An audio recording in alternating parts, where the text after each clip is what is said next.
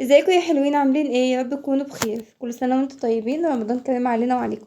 تعالوا النهارده كده هنعمل مع بعض اكله حلوه جدا وسهله وبسيطه. كل حاجاتي سهله ما شاء الله عليا. تمام. وهنعمل مع بعض كده نشطب المطبخ. يعني كده حاجه بسيطه خالص هنعملها مع بعض كده، مش هنطول عليكم الفيديو. تعالوا كده النهارده بقى هنعمل مع بعض ايه.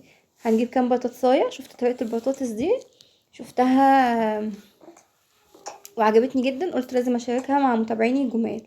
تمام. جبت بقى كام بطاطسايه كده زي ما انتم شايفين، وجبت بلاستيكه هنقعهم كده في البلاستيكه عشان اغسلهم غسله نظيفه كده، وهسيبهم كده شويه على جنب. بعدين همسكهم اغسلهم بقى كده غسله حلوه جدا، وبعدين هاخدهم بقى اقطعهم.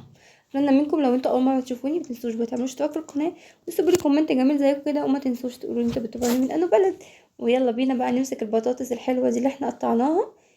طبعا احنا غسلناهم ليه؟ والاول نقعتهم طبعا قبل ما اغسلهم، لان احنا هنعمل الوصفه دي بالقشر بتاعها، احنا مش هنقشر البطاطس. تمام. احنا هنقطع البطاطس كده زي ما انتم شايفين، هنقطعها زي صوابع بس سميكه شويه كده بالشكل اللي انتم شايفينه ده. الوصفه دي لما شفتها عجبتني جدا وسهله وبسيطه، وعايزه اقول لكم كان طعمها لذيذ جدا، فقلت لازم اشاركها معاكم.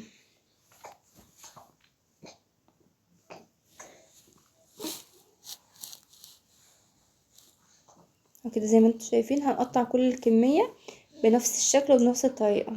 اتمنى منكم اللي يجرب الوصفه دي يبقى يكتب لي كده في الكومنتات ايه رايه فيها. وبعدين هنجيب ميه.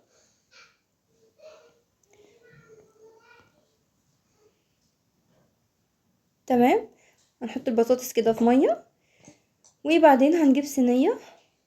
طبعا احنا جبنا الميه دي كانت ميه مغليه، حطيناها بس شويه يا دوب سقطنا البطاطس وطلعناها تاني، ما طولناش يعني. تمام. وبعد كده جبنا صينيه زي ما انتم شايفين، وهنجهز بقى الخلطه بتاعتنا. الخلطه بتاعتنا هتبقى عباره عن شويه زيت وشويه بابريكا وشويه فلفل اسمر وشويه ملح. تمام. اي توابل انتوا بتحبوها حطوها. بصوا الجمال، كانت بقول لكم طعمها حلو جدا. اتمنى لو وصلتوا لحد هنا صلوا على النبي كده في الكومنتات، وتحطوا لي لايك على الفيديو لو لسه ما حطيتوش.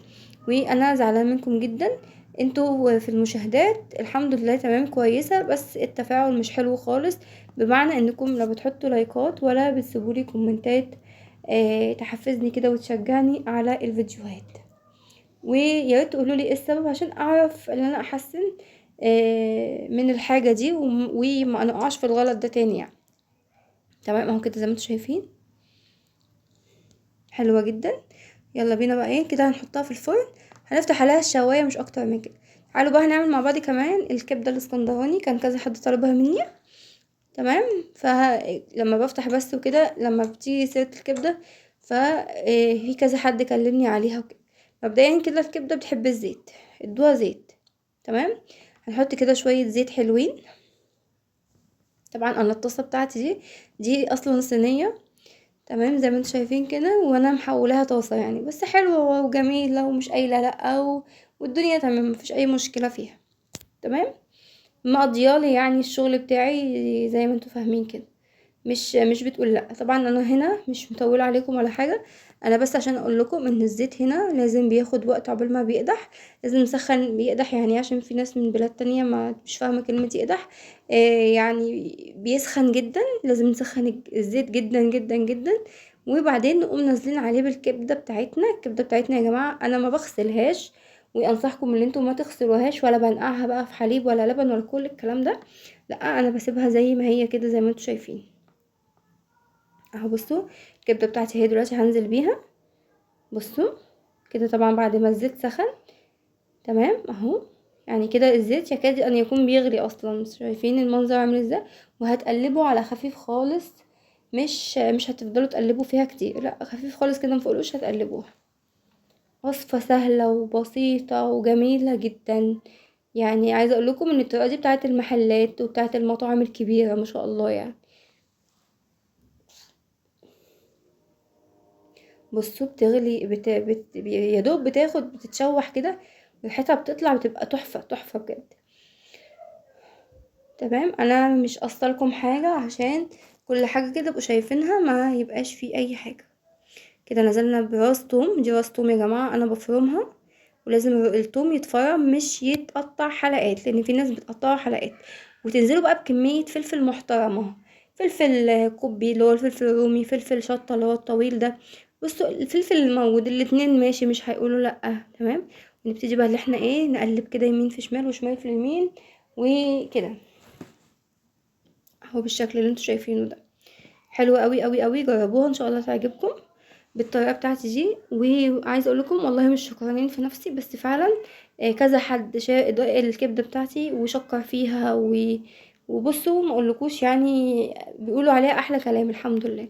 هننزله بقى بليمونه، ليمونه واحده بس، وهنحط بقى الكمون والملح بتاعنا وشويه الكزبره. تمام. كل الكلام ده حابين تبقى مشطشطه زودوا شويه شطه، ماشي. بس كده مفيهاش اي حاجه. شايفين الكبده بتاعتنا جميله ازاي، ولونها فاتح وجوسي كده يعني، مش ناشفه بقى وبتشد كده لما بتيجوا تاكلوها، لا حلوه جدا جدا جدا. وكمان لو في حته دهنه، تمام، الدهن بتاع اللحم ممكن كنتوا تحطوه مع الزيت وهو بيسخن.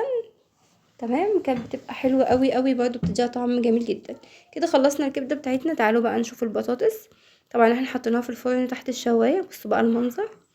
وعايزه اقول لكم طعمها يجنن، طعمها خطير جدا جدا جدا. اتمنى تجربوها، وجد بجد بجد هتعجبكم جدا. واحسن حاجه كمان للناس اللي بتعمل دايت ومش عايزه اي زيوت، بصوا طعمها كان فظيع بجد، كان فظيع. هنا بقى انا بوريكم اللي هي كده طالعه مش ناشفه، بالعكس حلوه كده وبتدوب دوبان كده، جميله جميله بجد. بصوا الواحده بوحدتها ولا اتهرت ولا اي حاجه خالص. تعالوا بقى كمان عملنا جنب الاكل الجميل ده شويه مكرونه. تمام اهو كده زي ما انتم شايفين. عملت شويه مكرونه، طبعا بعد ما جبتلكمش التفاصيل، اظن المكرونه الناس كلها بتعرف تعملها ومفيهاش اي حاجه. بس لو حابين اعمل لكم فيديو اكتبوا لي كده، وانا انزل لكم ان شاء الله وصفه المكرونه بتاعتي الحلوه. بصوا الواحده بوحدتها مش معجنه ولا اي حاجه. يبقوا اكتبوا لي بس كده في الكومنتات، وانا هعمل لكم ان شاء الله فيديو لوحده للمكرونه. تعالوا بقى بعد ما خلصنا كل الكلام الجميل ده، تعالوا بقى نغسل شويه المواعين دول. عندي شويه مواعين، تعالوا كده نغسلهم. تمام. اتمنى منكم تدعموني كده بلايك وكومنت وشير، وما تنسوش تشتركوا في القناه لو لسه ما اشتركتوش، وما تنسونيش بدعوه حلوه منكم، وما تنسوش تصلوا على النبي في التعليقات.